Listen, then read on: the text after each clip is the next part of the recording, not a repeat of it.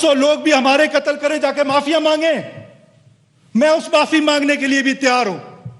लेकिन क्या वो आपकी माफी को कबूल करने के लिए तैयार है? आप तो इस फ्लोर से पिछले 1 साल से नहीं, पिछले 10 साल से ये कहते आ रहे हैं हम माफी मांगते हैं। बीएलए वायलेंस, बंदूक के जोर पर अपना नजरिया मुसल्लत करना चाहती है। कौन सी राइट्स जो पार्लियामेंट ने बलूचिस्तान को नहीं दिए? मेरे 380 लोग मारे गए हैं इस जंग में। मैं उन तमाम लोगों का खून भी पाकिस्तान की खातिर माफ करने को तैयार हूं। ये जो ट्रेन हमला, वो फौजी जो छुट्टी पे जा रहा है, वो निहत्ता तस्वुर होता है।